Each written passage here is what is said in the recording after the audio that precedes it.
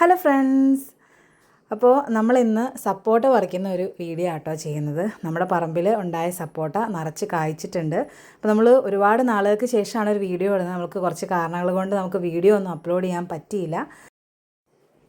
നമ്മൾ സപ്പോട്ട എങ്ങനെയാണ് പറിക്കുന്നത് വെച്ചാൽ, അത്യാവശ്യം വലുപ്പമായി കഴിയുമ്പോഴത്തേനും ഇതിൻ്റെ സൈഡിൽ ചെറിയൊരു മുട്ട് പോലെ വരും. അത് തന്നെ കൊഴിഞ്ഞു പോകാറുണ്ട്.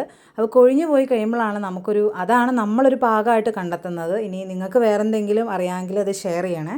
അപ്പോൾ അത്ര ആയി കഴിയുമ്പോഴത്തേനും നമ്മളിത് പറിച്ച് വെച്ച് പഴിപ്പിക്കുക കേട്ടോ ചെയ്യുന്നത്. എന്താണെന്ന് വെച്ച് കഴിഞ്ഞാൽ, പഴുത്ത് കഴിയുമ്പോഴത്തേനും ചിലപ്പോൾ നമുക്കത് കാണാൻ പറ്റില്ല. അല്ലെങ്കിൽ ഒന്നെങ്കിൽ താഴെ വീണ് പോവും, അല്ലെങ്കിൽ കിളികൾ കൊത്തി അത് നമുക്ക് കിട്ടാണ്ട് വരും. അതുകൊണ്ട് നമ്മൾ ഇങ്ങനെ പറിച്ച് വെച്ച് പഴിപ്പിച്ചിട്ടാണ് കഴിക്കുന്നത്. ഇതിപ്പോൾ നമ്മൾ മണ്ണിലാട്ടോ നട്ടേക്കുന്നത്. അതുകൊണ്ട് അത്യാവശ്യം നല്ല വലുപ്പമായിട്ടുണ്ട്. ഇതിപ്പോൾ നമുക്ക് ഒരെണ്ണം 2 വർഷവും ഒരെണ്ണം 3 വർഷം ആയതാണ്. നമ്മൾ സീതാഫല് പോലെ തന്നെ ഇതും ഒരു ഓൾ സീസൺ ഫ്രൂട്ടാണ്. നമുക്ക് എപ്പോഴും ഫ്രൂട്ട് കിട്ടാറുണ്ട്.